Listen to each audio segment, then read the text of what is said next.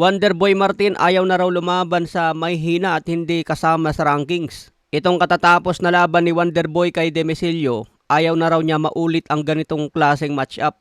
Dahil ang tinatarget ngayon ni Wonderboy ay isang World Championship o kaya mapalaban sa mga top contender sa Super Bantam. Si Junto Nakatani kailangan pa operahan ng kanyang orbital bone. Si Naoya Inoue naman buong taon magpapahinga. Inaasikaso na ang susunod na laban ni Inoue kontra Jesse Bam Rodriguez sa susunod na taon. Kaya ang target ngayon ni Wonderboy Martin, kung sakaling magbakante na umano si Naoya Inoue ng titulo, kailangan mapalaban na si Wonderboy sa vacant belt. Yan daw po ang gustong mangyari ngayon ni Wonderboy. Dahil maraming fans nga po ang nambabash kay Wonderboy dahil sa katatapos na laban niya. Parang nangyari nga lang daw ito sa barangay. Kaya galing na mismo kay Wonderboy mga boss at sana hindi na ito maulit. Sana naman daw ipalaban na siya sa mga bigating boksingero sa super bantamweight dahil nakandaan na raw si Wonderboy na lumaban sa malalakas. Hindi naman si Wonderboy siguro ang namimili ng kalaban mga boss. Kung ano lang yung available na itapat sa kanya para magkaroon ng activity fight, yun na yung pinapalaban.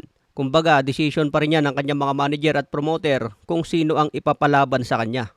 Kaya pati si Wonderboy parang nadismaya na rin ano na naman ba itong kalaban ko ngayon? Parang ang hindi masaya sa kanyang panalo mga boss. Tama naman si Wonderboy, kailangan na talaga siya mapalaban sa malulupit. Dahil 26 years old na po siya na isang undefeated.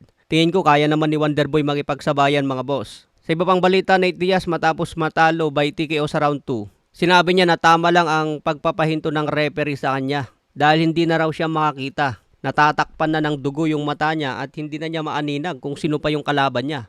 Kaya pumabor din si Nate Diaz sa paghinto ng laban niya. Kilala si Nate Diaz mga boss na hindi madaling sumuko sa laban. Lumalaban yan hanggang patayan. Sa ngayon edad 41 na si Nate Diaz. Matatanda na nakalaban din niya si Jake Paul sa boxing mga boss. Ngayon promoter na niya sa MMA si Jake Paul. Sinabi nga pala ni Jake Paul na handa niya ikasa ang bakbakan ni John Jones at Francis Ngannou sa heavyweight. Pero ang nakakalungkot nga lang, hindi raw makaalis si John Jones sa kontrata niya sa UFC ni Dana White.